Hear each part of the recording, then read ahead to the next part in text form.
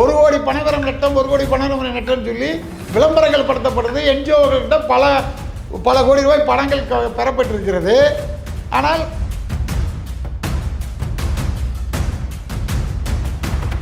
தகவல் அறிவு உரிமை சட்டத்தில் கேட்கும்போது தமிழக அரசு 40 லட்சம் மரம் கூட நடலான்னு சொல்லி கைவிரிச்சதாக தினமலரில் பத்திரிகை செய்தி வந்திருக்கு. முழுக்க முழுக்க பனை தொழிலாளர்களுக்கும் பனை விவசாயிகளுக்கும் எதிராக செயல்படுபவர் பனை வாரிய தலைவர் நாராயணன். அவர் மீது இதுவரைக்கும் எந்த நடவடிக்கை எடுக்கல. 1 கோடி பனைமரம் நட்டாருன்னு சொல்கிறார்களா? நட்டு 1 வருஷம் ஆகுது. 1 கோடி பனைமரம் எங்கெங்கெல்லாம் முளைச்சிருக்குன்னு அவரால் சொல்ல முடியுமா? மிகப்பெரிய ரவுடி கும்பலை நான் வீட்டில் இல்லாத நேரத்தில் நாங்கள் ஊரில் இருந்து இப்போ தான் சென்னைக்கு போயிட்டுருக்கோம். அப்படி இருக்கும்போது 100 பேருக்குப்பட்ட ரவுடிகளை அனுப்பி எங்களை பற்றி அவதூறுகள் பேசி அசிங்கப்படுத்தி கொலை செய்து விடுவேன். நான் வட சென்னையில் மிகப்பெரிய ரவுடியாக இருந்தவன், பல கொலைகளை செய்தவன், எங்கள் தலைவர் பல கொலைகளை செய்தார், இந்த மாதிரி நிறைய எங்கள் தலைவரை பகைச்சிக்கிட்டால் நாங்கள் உயிரோடு விட மாட்டோம், இப்படியெல்லாம் பேசி காணொலிகளை சமூகத்தில் அவர்களாகவே எடுத்து பரப்பியிருக்கிறார்கள்.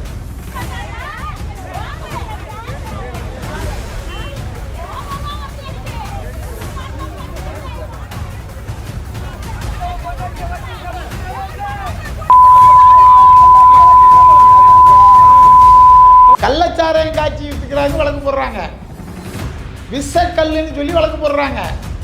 இதில் எதுவுமே நடைமுறைக்கு வந்து படத்தில் பனை வாரிய தலைவர்ங்கிற விதத்தில் ஒரு வாரிய தலைவர் அவர் வாரியத்தில் இருக்கக்கூடிய அந்த தொழிலை செய்யக்கூடியவர்களை காப்பாற்ற வேண்டிய வேலை செய்யணுமா செய்யக்கூடாதா?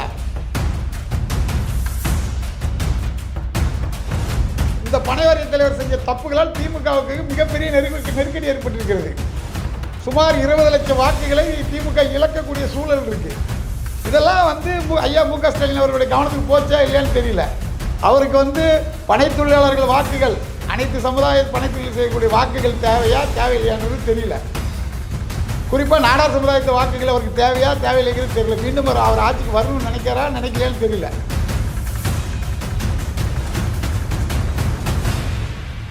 சாவுக்கு பயப்படுபவன் இந்த முத்திர வேசினாளர் கிடையாது. நாராயண மாதிரி உயிருக்கு பயந்து சமுதாய உதவியுடன் நாராயணன் பையன் போன்றவர்களாக வாழ்ந்துட்டு இருக்கிறத நன்றியை மறந்துவிடக்கூடாது அப்படிங்கிறத என்னுடைய கருத்து. நேட்டிவ் நியூஸ் தமிழ் நேயர்களுக்கு வணக்கம். இன்று நம்மோடு இணைந்திருப்பவர் தமிழ்நாடு நாடார் சங்க தலைவர் திரு முத்து ரமேஷ் நாடார் அவர்கள். வணக்கம் சார். வணக்கம்.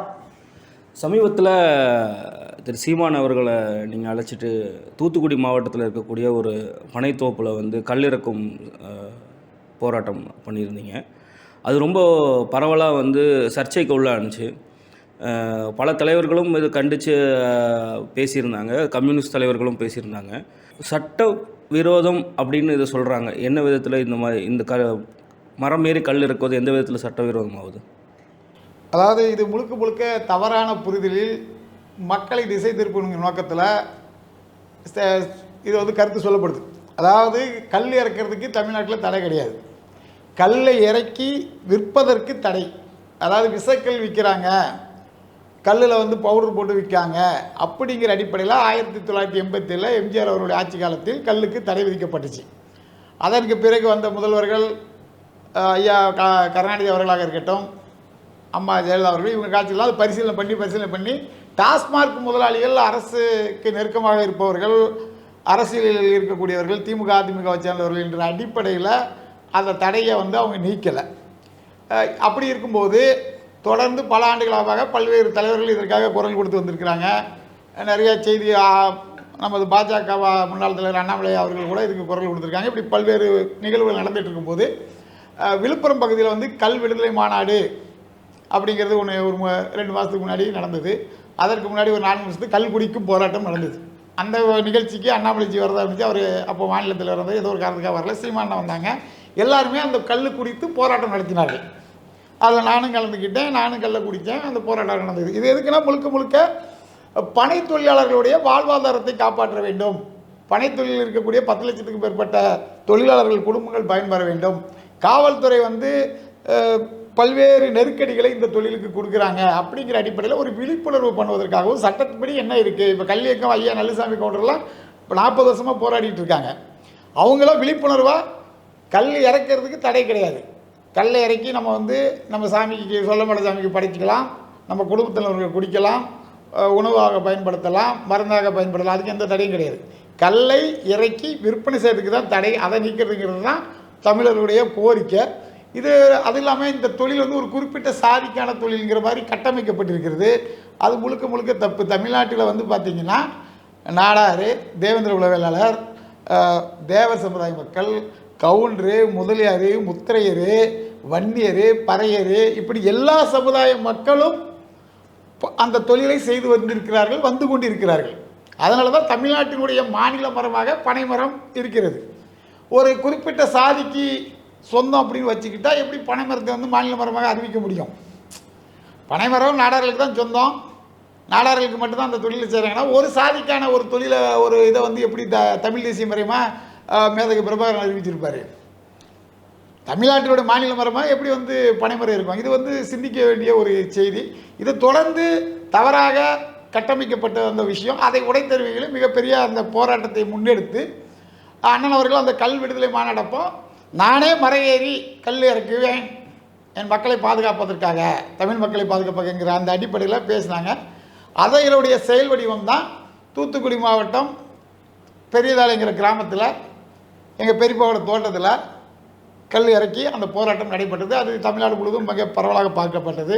இதற்கு பல்வேறு அரசியல் ரீதியான விமர்சனங்கள் வந்திருக்கு. பொதுமக்கள் முழுக்க முழுக்க கல்லுக்கு ஆதரவான நிலைப்பாடை எடுத்திருக்கிறார்கள் என்பது நம்ம வெட்ட வெளிச்சமாக பார்க்க முடியுது. அதாவது டாஸ்மார்க் கெமிக்கல் மதுபானத்தை குடித்து கொஞ்சம் கொஞ்சமாக உயிரிழக்கக்கூடிய அந்த நிகழ்வுக்கு காரணமாக திகழக்கூடிய தமிழக அரசு தமிழ்நாட்டு மக்களுடைய வாழ்வாதாரத்தை காப்பாற்றக்கூடிய, தமிழக மக்களுடைய வாழ்வாதாரத்தை காப்பாற்றக்கூடிய கல் இறக்கி விற்பதற்கு ஏன் தடை வைக்கிறாங்க அப்படிங்கிறது இன்றைக்கி ஒரு மிகப்பெரிய கேள்வி பொருளாக இருக்குது. சீமான் அவர்கள் ஒட்டுமொத்த இந்தியா முழுவதும் இதற்கான விழிப்புணர்வை ஏற்படுத்தியிருக்கிறார். அதுதான் அந்த நிகழ்வு.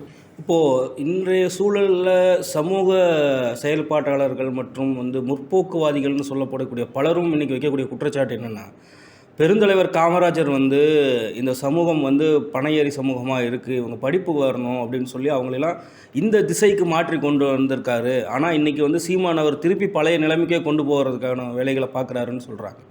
இது எப்படி பார்க்குறீங்க? இல்லை, இது 100% தவறான தகவல். அதாவது நாடா சமுதாய மக்கள் 1880 காலகட்டங்களிலேயே பள்ளிக்கூடங்களை கட்டி அனைத்து சமுதாய மக்களையும் படிக்க வைத்த ஒரு சமுதாயம். அதனால் காமராஜர் ஐயா தான் வந்து படிக்க வச்சாருங்கிறதே வந்து தவறு. காமராஜரே தமிழ்நாடு முழுவதும் 33,000 பள்ளிக்கூடங்களை திறந்து எல்லாரையும் படிக்க வச்சாங்க. அதற்கு முன்னோடியாக நாடார்கள் அவங்க பள்ளிக்கூடங்கள்லாம் உருவாக்கி, கல்லூரிகளை உருவாக்கி எல்லா சமுதாய மக்களையும் படிக்க வச்சாங்க. இதுதான் நாடார்கள் பனைமரம் மட்டும் ஏறிட்டு இருந்தாங்க அப்படின்லாம் பார்க்க முடியாது. அதாவது இந்தியாவில் நடைபெற்ற முதல் பொது தேர்தலில் நாடா சமுதாயத்தைச் சேர்ந்தவர்கள் 4 பேர் வந்து நாடாளுமன்ற உறுப்பினராக இருந்தார்கள். ஏவி தாமஸ் நாடார் கேள்விப்பட்டிருப்பீங்க. அவரெல்லாம் மிகப்பெரிய கோடீஸ்வரர். மார்சல் நேசமணி நாடார், அவரை பற்றி உங்களுக்கு தெரிஞ்சிருக்குன்னு நினைக்கிறேன். குமரி தந்தை மார்சல் நேசமணி நீங்கள் நடத்துகிற முப்பெரும் விழாவில் நான் பார்த்தேன். இந்த மாதிரி அதே மாதிரி திருச்சி வந்து பால் எட்வர்ட் மதுரம் சுயேட்சை எம்பி திருச்சி தொகுதியில், திருச்சியில் நாடார் எம்பியாக இருந்து இங்கே பல சாதனைகளை செய்திருக்கிறார். அவருக்கு சுயாட்சியை செஞ்சிருக்க ஒரு நாடாளுமன்ற தொகுதியில் சுயாட்சியாக ஒரு நாடார் சமுதாயத்தை சேர்ந்தவர் திருச்சியில் ஜெயிச்சிருக்காருங்கிறது உங்களுக்கு ஒரு வேறுபான செய்தியாக இருக்கலாம். இந்த மாதிரி எல்லாருமே மிகப்பெரிய நிலக்கிழார்களாக இப்போ பால்வெட்டி எட்வர்ட் மதுரம் அவர்கள்லாம் வந்து பார்த்திங்கன்னா கிட்டத்தட்ட திருச்சியில் 17 அமைப்புகளுக்கு தலைவராக இருந்திருக்கார். ஜமீன்தார்கள் சங்கம்னு ஒன்று இருந்திருக்கு, அந்த சங்கத்துக்கு ஒரு தலைவராக இருந்திருக்கார். அப்போ அவர் எவ்வளோ பெரிய நிலக்கிழாராக இருப்பாருங்கிறத நீங்கள் புரிஞ்சுக்கணும். திருச்சியோடைய நகராட்சியுடைய சேர்மனாக இருந்திருக்காரு 47. எல்லாமே சுயாட்சியாக. இந்த மாதிரி மிகப்பெரிய ஆளுமைகளாக நாடார்கள் இருந்தார்கள். இவர்கள் குறுகிய மனம் படைத்தவர்கள், சாதிய கண்ணோட்டத்தோடு பார்க்கக்கூடிய நபர்கள், நாடார் சமுதாயத்தை நாங்கள் தான் முன்னேற்றம்னு சொல்லி பொய்யை சொல்லிட்டு இருந்த வந்த நபர்கள். இவங்கெல்லாம் வந்து காமராஜரையா வந்து கல்லுக்கு தடை விதித்தார் அப்படின்னு சொல்கிறாங்க. 100% கல்லுக்கு அவர் தடை விதித்தார். கல்லுக்கு மட்டும் தடை விதித்தாரா? 100% பூரண மதுவிலக்கு. இதே ஐயா மு.க. ஸ்டாலின் அரசு 100% பூரண மதுவிலக்கு திட்டத்தை அமல்படுத்தினால் நாங்கள் ஏற்றுக்கொள்வதற்கு தயார். ஆனால் பீகாரில் நிதிஷ்குமார் ஐயா 100% மதுவிலக்கு நடத்திட்டு இருக்காரு. ஆனால் அங்கே கல் விற்பனை செய்யப்படுறதுக்கு அனுமதி. எதுக்காக அனுமதி கொடுத்துருக்காங்க? கல் வந்து சுயசார்பு பொருளாதாரம், கிராம முன்னேற்றத்தின் பொருளாதாரம். கல் வந்து போதைப் பொருள் அல்ல, அது ஒரு உணவின் பகுதி அப்படின்னு இந்திய அரசியலமைப்பு சட்டமே சொல்லுகிறது. அதை சார்ந்து தொழில் செய்யக்கூடியவர்களுக்கு அது பயனளிக்கின்ற வகையில் பீகாரில் இன்னைக்கு அது நடைமுறையில் இருக்குது. அப்போ கல் வந்து நல்லுசாமி ஐயா தெளிவாக சொல்கிறாரு. அரசியல் கட்சிகளுக்கெல்லாம் ஓப்பன் சேலஞ்சு கொடுக்காரு. அது கிருஷ்ணசாமியாக இருக்கட்டும், திருமாவளவனாக இருக்கட்டும், சண்முகமாக இருக்கட்டும், இவங்க எல்லாருக்குமே ஓப்பன் சேலஞ்சு. சரி, சண்முகம் ஐயா கம்யூனிஸ்ட் காம்ரேட் தானே, அவங்க ஆட்சி செய்யக்கூடிய கேரளாவில் ஏன் கல்லுக்கு தடை விதிக்கலை? கல் வந்து முழுக்க முழுக்க கேரளாவில் விற்பனை செய்யப்படுகிறது. அந்த தொழிலாளர்களுக்கு முக்கியத்துவம் கொடுக்கப்படுகிறது. கேரளாவோட வளர்ச்சியில் ஒரு 15-20% வளர்ச்சியில் பங்கு பெறுபவர்கள் கல் தொழிலை செய்யக்கூடிய பனை தொழிலாளர்கள். அப்படி இருக்கும்போது கல் வந்து தீங்கானது, கல்லை குடித்தா செத்து போயிடுவாங்க, கல்லை குடித்தா வாத நோய் வரும் அப்படின்னு சொல்லக்கூடிய காம்ரேட் சண்முகம் அவர்கள் அவங்க கட்சி ஆட்சியில் இருக்கக்கூடிய முதல்வராக இருக்கிற பினராயி விஜயனுக்கு ஏன் இது வரைக்கும் எந்த கோரிக்கையும் வைக்கல? அப்போ தமிழ்நாட்டு மக்கள் ஹெல்த்தியாக நல்லா இருக்கணும், கேரளாவில் நீங்கள் ஆளக்கூடிய மாநிலத்தில் எல்லாம் கல்லை குடிச்சிட்டு சாவணும்னு சொல்கிறாரா? இதை நீங்கள் சிந்திச்சு பார்க்கணும். பினராயி விஜயன் மிக தெளிவாக சொல்லுகிறார், நான் தீயர் சமுதாயத்தைச் சேர்ந்தவன், எங்கள் சமுதாயம் பனைமரம் ஏறி கல்லை இறக்கக்கூடிய சமுதாயம், அந்த சமுதாயத்திலிருந்து நான் வந்து இன்றைக்கி வந்து இவ்வளோ பெரிய உயர்ந்த இடத்தில் இருக்கிறேன், கல்லுக்கு தேவையான நல்ல விஷயங்களை நான் செய்வேன்னு சொல்லி சாதி இல்லைன்னு சொல்லக்கூடிய முற்போக்கு அமைப்புன்னு சொல்லக்கூடிய கம்யூனிஸ்டோடைய முதல்வர் சொல்கிறாரு. நாங்கள் ஓப்பனாக கேட்குறேன், அதே மாதிரி கர்நாடகாவில் காங்கிரஸ் ஆட்சியில் இருக்குது, அங்கே கல்லுக்கு தடை விதிக்கப்பட்டிருக்குதா? தெலுங்கானாவில் காங்கிரஸ் ஆட்சி தான் இருக்குது, அங்கே கல்லுக்கு தடை விதிக்கப்பட்டிருக்குதா? அப்போது திமுக கல்லை எதிர்க்கக்கூடிய திமுகவாக இருக்கட்டும், அவங்க கூட்டணி கட்சியில் சேர்ந்தவங்களாக இருக்கட்டும், அவங்க வந்து கல்லை ஆதரிக்கின்ற காங்கிரஸ் கூட நாங்கள் கூட்டணி வைக்க மாட்டோம், கல்லை ஆதரிக்கின்ற கம்யூனிஸ்டுடன் நாங்கள் கூட்டணி வைக்க மாட்டோம் அப்படின்னு சொல்கிறதுக்கு ஏதாவது திராணி இருக்குதா? இவர்களுடைய நோக்கம் ஒரு டாஸ்மார்க் முதலாளியிடம் கையூட்டு பெற்றுக்கொண்டு அவர்களுடைய வளர்ச்சிக்காக, அவர்களுடைய குடும்ப வளர்ச்சிக்காக இதை செய்து வருகிறார்கள். அவர்களுக்கு 7 முக்கிய பணக்காரர்களுடைய வருமானம் தான் முக்கியம். ஆனால் கேரள அரசுக்கோ கர்நாடக அரசுக்கோ தெலுங்கானா அரசுக்கோ மக்களுடைய வாழ்வாதாரம் முக்கியம் அப்படிங்கிறத அவங்க இப்போ இதாக நினைக்காங்க. இல்லை, இப்போது கடந்த 5 வருடம் அதிமுக ஆட்சி நடந்தது, தற்போது இப்போ திமுக ஆட்சி நடந்துகிட்ருக்கு. அதிமுக ஆட்சியின் சமயத்தில் இதற்கான ஒரு டிமாண்ட் வந்து பெரிய லெவலில் இருந்த மாதிரி தெரியலை. ஆனால் திமுக ஆட்சி வந்ததுக்கப்புறம் இதோட போராட்டங்கள் வீரியம் அடையுது. அதை தொடர்ந்து சீமான் அவர்களும் கையில் எடுக்கிறாரு. இப்போது இது எங்கே நோக்கி போகுது அப்படின்னா, இது ஒரு அரசியல் தேர்தலுக்கான அரசியலை நோக்கி போவதாக வந்து பலரும் சொல்கிறாங்க. பல விமர்சனங்களும் வருது இதில். இல்லை, அதாவது ஒரு செயலை செய்யும்போது அது வெற்றி பெறக்கூடிய ஒரு சூழல் ஏற்படும் போது அதற்கான விமர்சனங்கள்ங்கிறது தவிர்க்க முடியாத ஒன்று. இது வந்து ஒரு நாள் 2 நாள் போராட்டம் அல்ல, 40 ஆண்டுகால போராட்டம். இந்த போராட்டம் வந்து வெற்றி பெறக்கூடிய ஒரு சூழலில் அண்ணன் சீமான் போன்றவர்கள் நேரடியாக களத்தில் இறங்கி ஒரு மிகப்பெரிய அரசியல் கட்சி தலைவருங்கிற இமேஜை பார்க்காம அவரே மரத்தில் ஏறி கல் இறக்கணுங்கிறதுலாம் வந்து ஒரு மிகப்பெரிய புரட்சி. அதே மாதிரி இப்போ பாஜகவுடைய தலைவர் அண்ணாமலை அவர்கள்லாம் இருக்கும்போதெல்லாம் இதுக்கெல்லாம் கடுமையான ஆதரவு கொடுத்தாங்க. ஹெச் ராஜா சீமானனுக்கு ஆதரவாக பதிவு பண்ணியிருக்காரு, நீங்கள் பார்த்துருப்பீங்க. இதில் வந்து இவங்க வந்து அரசியல் லாபத்துக்காக, அதாவது ஒட்டுமொத்தமாக ஒரு ஆதரவு வரும்போது அதை தட்டி கழிக்கும் விதமாக மக்களை திசை திருப்பினதுக்காக அரசியல்வாதிகள் பேசக்கூடிய பேச்சு தான் இது. மற்றபடிக்கு இவங்க இப்போ இதில் இருக்கக்கூடிய நபர்கள் யாருமே வந்து உண்மையாலுமே கல்லுக்கு எதிர்ப்பானவர்களா? கல்லுக்கு எதிர்ப்பான சொல்கிற ஆட்கள்லாம் இருக்காங்கல்ல, அவங்களாம் கரெக்டாக விசாரிங்க, எல்லாம் கல்லை குடிச்சிருப்பாங்க. கல்லுக்கு எதிரான ஆட்கள் யாருன்னு கேட்டிங்கன்னா, டாஸ்மார்க்கில் பார் நடத்துகிறாங்கல்ல, அந்த பார் நடத்தக்கூடிய அரசியல்வாதிகள். டாஸ்மார்க்கு வியாபாரத்தில் ஏற்கனவே அடிக்ட் ஆகியிருப்பான் பாருங்க, அடிக்ட் ஆகி பிராந்தி இல்லைன்னா நம்ம வாழ்க்கையே போயிடும், நம்ம செத்து போவோங்கிற நிலைமையில் இருக்கான் பாருங்களா அவன். ஏன்னா கல் வந்துருச்சுன்னா டாஸ்மார்க் எங்கெங்கே தடையாயிருமோ அப்படிங்கிற பயத்தை ஏற்படுத்தி வச்சிருக்கிறார்கள். அதுக்கப்புறம் டாஸ்மார்க்கு சப்ளை பண்ணக்கூடிய அந்த பெரும் முதலாளிகள், அவர்களிடமிருந்து கைவிட்டு பெறக்கூடிய அரசியல்வாதிகள், இவங்க எல்லாம் தான் கல்லுக்கு எதிர்ப்பு. நீங்கள் சாமானிய மக்களிடம் தமிழ்நாட்டில் எந்த ஊரில் வேணாலும் உங்கள் ஊடகத்தின் வாயிலாக ஒரு கருத்தை கேளுங்க, கல் தேவையா தேவையில்லையான்னு. 90% கல் நிச்சயம் தேவை அப்படிங்கிற ஒரு குரல் தான் ஒலிக்கும். நீங்கள் தலைவர்களுடைய கருத்தை மட்டும் பேசிகிட்டு இருக்கீங்க. மக்களுடைய கருத்துன்னா மக்கள் விரும்பக்கூடியது என்ன? இப்போ ஹோட்டல் இருக்குது, ரோட்டோர ஹோட்டல் இருக்குது, சாமானிய மக்கள் சுமாரான மக்கள் சாப்பிடக்கூடிய ஹோட்டல் இருக்குது, 5 ஸ்டார் 3 ஸ்டார் 7 ஸ்டார் ஹோட்டல் இருக்குது. அவன் தகுதிக்கு தகுந்த மாதிரி அவன் அங்கே போய் சாப்பிட்றான். ரோட்டோர கடைகளை மூட வேண்டும், ரோட்டில் எவனும் சாப்பிடக்கூடாது, ஒன்லி 3 ஸ்டார் ஹோட்டல் தான் சாப்பிடணும்னு சட்டம் கொண்டு வந்தால் அதை ஏற்றுக்கிட முடியுமா? கல் போதைப் பொருள் கிடையாது, ஆனால் ஆல்கஹால் இருக்குது. அது வந்து உடலுக்கு பயனுள்ள ஒரு ஆல்கஹால். அதை இந்த மட்டும் ஏன் தடை செய்றீங்கிற எங்களுடைய கேள்வி. ஒன்று பூரண மதுவிலக்குன்னு அறிவிங்க, அப்போ கூட நம்ம கல்லுக்கு தடையானதை ஏற்றுக்கொள்ளலாம். 1% 2% இருக்க ஆல்கஹால் இருக்கக்கூடிய கல்லுக்கு தடை, 48% 52% இருக்கக்கூடிய கெமிக்கல் மதுபானத்துக்கு தடைங்கிறது கூட லாஜிக்கலாக ஏற்றுக்கிறதுக்கு வாய்ப்பு இருக்குது. அப்பவும் எதிர்த்து போராடுவோம்னு வைங்க. ஆனால் இவர்கள் டாஸ்மாக் கடையை தெருவா திறந்துருக்கிறதுக்கு திருமாவளவன் கிருஷ்ணசாமி போன்றவர்கள்லாம் இது வரைக்கும் எதிர்த்து ஒன்றும் பெருசாக போராட்டம் பண்ணல. கல்லுக்கு சீமான் ஏறிட்டாரு, கல் வந்துருமோ, 20 லட்சம் மக்கள் பயனடைஞ்சிருவாங்களோ, அதன் மூலம் அவர் வாக்கு வங்கியில் பெருகி முதலமைச்சர் ஆயிடுவாரோ அப்படிங்கிற பயன் காரணமாக இதை வந்து திமுகவுடைய கூட்டணி கட்சி தலைவர்கள் தொடர்ந்து திட்டமிட்டு செயல்பட்டு வருகிறார்கள். திமுகவோட கூட்டணி கட்சி தலைவர் ஒருத்தர் இருக்கார், அவர் இது குறித்து சீமானுக்கு எதிர்ப்பு தெரிவிக்கும் போது நாங்கள் அவரை வந்து இப்போ கடுமையாக விமர்சனம் பண்ணுறோம். அதாவது பனை வாரிய தலைவராக இருக்கக்கூடிய நீங்கள் பனை தொழிலாளர்களுக்கு என்ன நன்மை செய்திருக்கிறீர்கள்? நீங்கள் குறிப்பாக யாரை சொல்ல வர்றீங்க? அதாவது பனை வாரிய தலைவர் என்று சொல்லிக்கிற திமுக கூட்டணி கட்சி தலைவர் எர்ணாவூர் நாராயணன் தான் நாங்கள் சொல்கிறோம். எர்ணாவூர் நாராயணன் என்பவர் பனை வாரிய தலைவராக இருக்கிறார். அவருக்கு அந்த பதவி வர்றதுக்கு காரணம் நாடார்கள். அவர் ஒரு நாடார் அப்படிங்கிற அடிப்படையில் அவருக்கு அந்த பதவி கொடுத்துருக்கு. ஆனால் அவர் பனை தொழிலாளர்களுக்கோ அந்த எல்லா சமுதாய மக்களும் பனை வாரியத்தில் இருக்காங்க.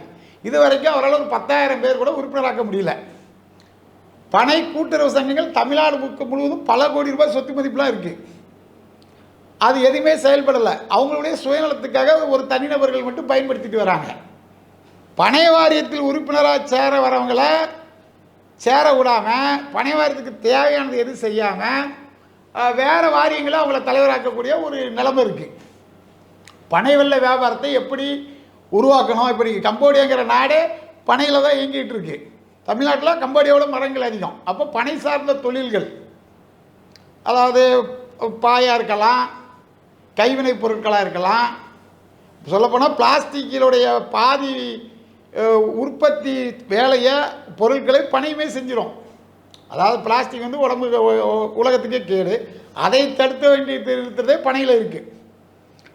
பனை வாரிய உறுப்பினர்களுக்கு இவங்க ஒன்றும் செய்யலை, கல்லுக்கான தடையை நீக்கலை. தமிழ்நாடு முழுவதும் போலீஸ் வந்து பனை தொழிலாளர்களை வந்து துன்புறுத்துறது, பொய் வழக்கு. அதாவது அவங்க வந்து எப்படி வழக்கு போடுறாங்கன்னா, கல் இறக்குறதுன்னு வழக்கு போடலை, கள்ளச்சாராயம் காய்ச்சி விற்றுக்கிறாங்கன்னு வழக்கு போடுறாங்க, விஷக்கல்லுன்னு சொல்லி வழக்கு போடுறாங்க.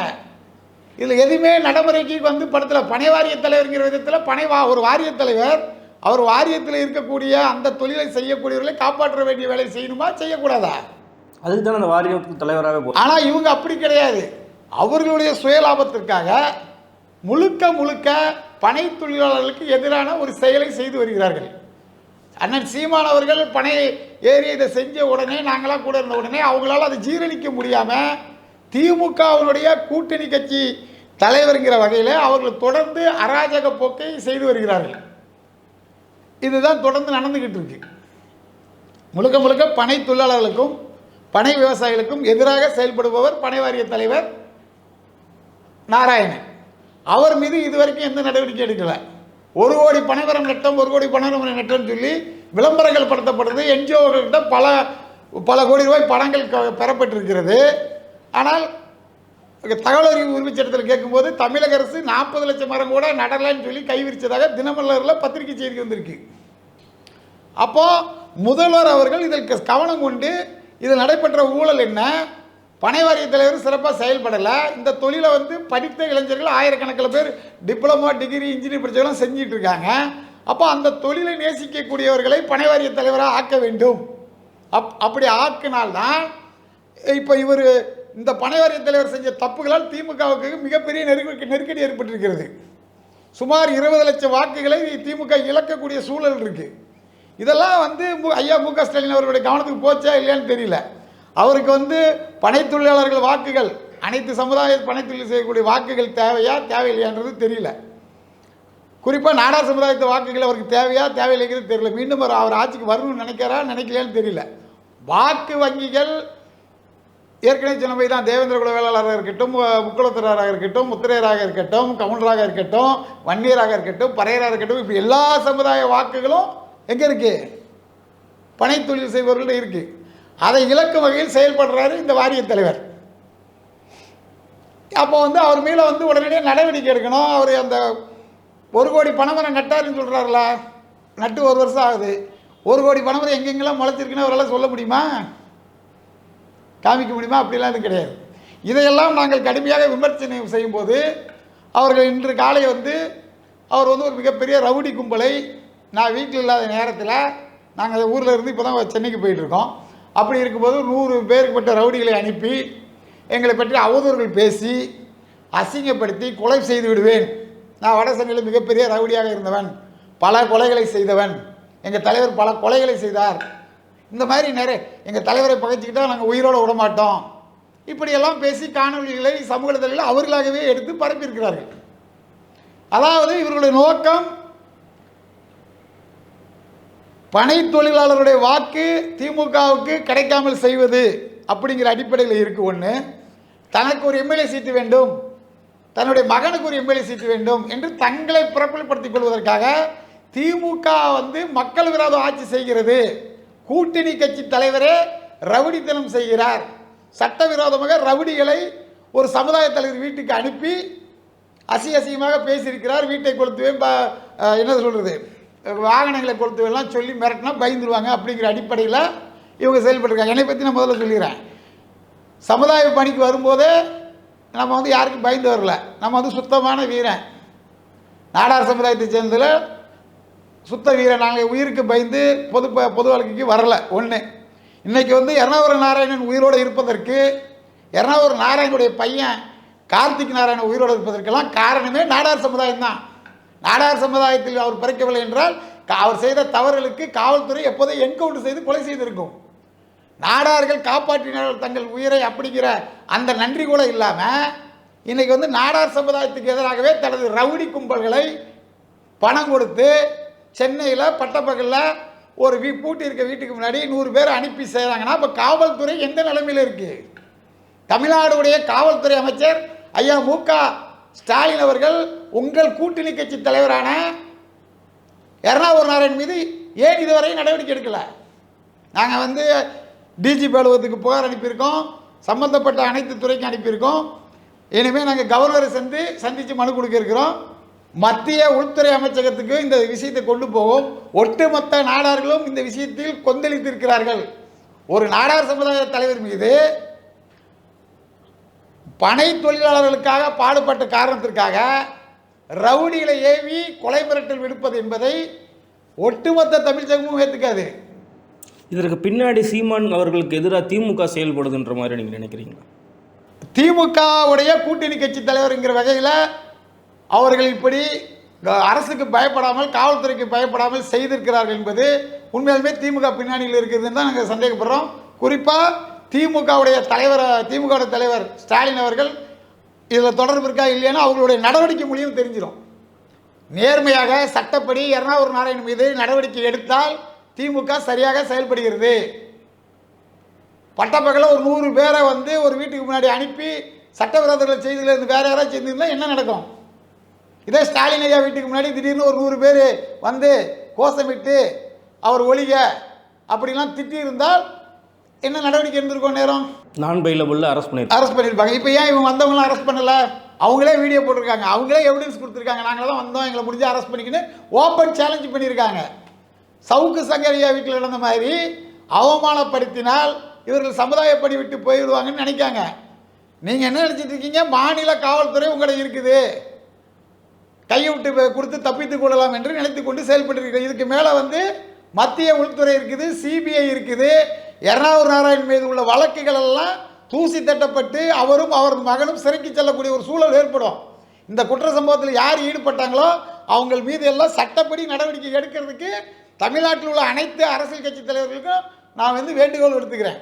அண்ணன் அண்ணாமலை அவர்கள்கிட்ட இருக்கட்டும், மருத்துவர் அன்புமணி ராமதாஸ் அவர்கள் இருக்கட்டும், ஐயா எதிர்க்கட்சி தலைவர் எடப்பாடி பழனிசாமி அவர்கள் இருக்கட்டும், அண்ணன் சீமானன், இவங்கெல்லாம் இதுக்கு கடுமையான கண்டனத்தை தெரிவித்து தமிழகத்தில் நடக்கக்கூடிய சட்ட ஒழுங்கு பிரச்சனையை சரி செய்வதற்கு இவர்களெல்லாம் குரல் கொடுக்க வேண்டும். முத்துரமேஷ் என்பவர் ஒரு நாடார் சமுதாயத்தினுடைய தலைவர் அப்படிங்கிறத தாண்டி தமிழ்நாட்டில் சட்ட ஒழுங்கு இந்த அளவுக்கு சீர்கெட்டு போச்சு அப்படிங்கிறத வெளி உலகத்துக்கு தெரியணும். நியாயம் கிடைக்க வேண்டும். சாவுக்கு பயப்படுபவன் இந்த முத்துரமேஷ் கிடையாது. நாராயண மாதிரி உயிருக்கு பயந்து சமுதாய உதவியுடன் நாராயணன் பையன் போன்றவர்களாக வாழ்ந்துட்டு இருக்கிறத நன்றியை மறந்துவிடக்கூடாது அப்படிங்கிறத என்னுடைய கருத்து. இதன் மூலமாக நீங்கள் வந்து தமிழக முதல்வருக்கு வைக்கக்கூடிய கோரிக்கை என்ன? மாண்புமிகு முதல்வர் அவர்கள் அரசியலில் பல விமர்சனங்கள், அவதூறுகள் இதெல்லாம் நடக்க தான் செய்யும். அதை சட்டப்படி அணுகாமல் தங்களது ரவுடி கும்பலை வைத்து மிரட்டுவது என்பது, கொலை செய்வேன் என்று சொல்வது, வீட்டில் புகுந்து வீட்டை அடித்து விடுவேன் என்று சொல்வது ரவுடிசத்தின் உச்சகட்டம். அதை திமுகவுடைய கூட்டணி கட்சி தலைவரே செய்திருக்கிறார். பனை வாரிய தலைவர் என்கின்ற போர்வையில் அவர் திமுகவுடன் உதவியுடன் தான் இந்த மாதிரி செயல்பட்டு இருக்காரு. அதனால் அவரை வாரிய பதவி தலைவர் உடனடியாக நீக்கணும். அவரை குண்டர் தடுப்பு சட்டத்தில் உடனடியாக மாண்புமிகு முதல்வர் அவர்கள் நேரடியாக தலையிட்டு கைது செய்து நடவடிக்கை எடுக்கணும்னு கேட்டுக்கொள்கிறோம்.